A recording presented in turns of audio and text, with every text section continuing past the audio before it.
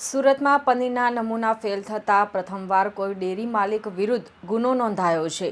સુરભી ડેરીમાંથી લેવાયેલા પનીરના નમૂના ફેલ થતાં એસઓજી પોલીસે ખટોદરા પોલીસ મથકમાં સુરભી ડેરીના માલિક શૈલેષ પટેલ વિરુદ્ધ ગુનો નોંધાયો છે।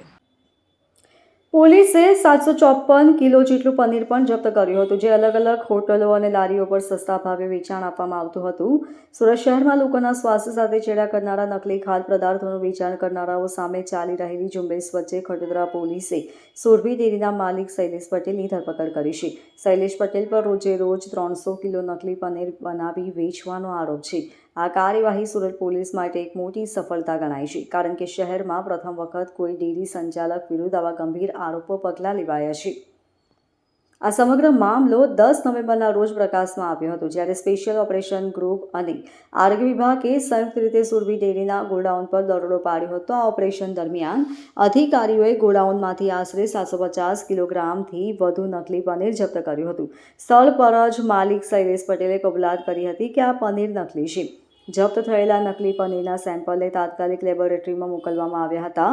લેબ રિપોર્ટમાં આ પનીરની ગુણવત્તા અત્યંત ખરાબ અને માનવ વપરાશ માટે અયોગ્ય હોવાનું સ્પષ્ટ થયું હતું। આ રિપોર્ટના આધારે શૈલેષ પટેલ વિરુદ્ધ ખટોદરા પોલીસ સ્ટેશનમાં ફરિયાદ નોંધવામાં આવી હતી અને ત્યારબાદ તેની ધરપકડ કરવામાં આવી હતી।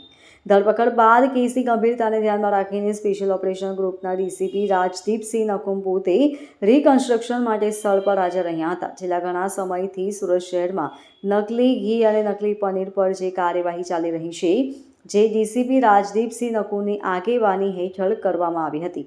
સુરભી ડેરીના માલિકની ધરપકડ એ વાતનો સંકેત છે કે વહીવટીતંત્ર લોકોના સ્વાસ્થ્ય પ્રત્યે ગંભીર છે। જોકે આ ઘટના સુરતના ગ્રાહકોને પણ બજારમાંથી ખાદ્ય પદાર્થો ખરીદતી વખતે વધુ સાવચેત રહેવાની અને બ્રાન્ડેડ તથા વિશ્વસનીય સ્ત્રોતમાંથી જ ખરીદી કરવાની જરૂરિયાત પર ભાર મૂકે છે। નકલી પનીરનો આ મોટો જથ્થો સૂચવે છે કે આ વેપાર કેટલા મોટા પાયે ચાલી રહ્યો હતો।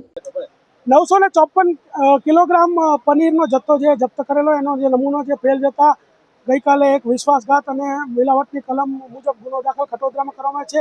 એના જે 2 સંચાલકો છે, એમાંથી મુખ્ય સંચાલક શૈલેષ પટેલની ધરપકડ કરવામાં આવેલી છે અને નજીકના દિવસોમાં જે લગ્નની સિઝન ચાલી રહી છે, તો ત્યાં પણ એસઓજીની ટીમો ખાનગી રીતે જઈ અને પનીરના નમૂનાઓ લેશે અને ચેક કરીશું, ને જો એમાં કંઈ પણ એવું ભેળસેળયુક્ત માલુમ થશે તો રેડો કરવામાં આવશે તથા આવા લોકો ઉપર જો વધારે ગુનાઓ દાખલ થશે તો એમની પાસાની પણ કાર્યવાહી કરવામાં આવશે। Bureau report, LK star news, Surat.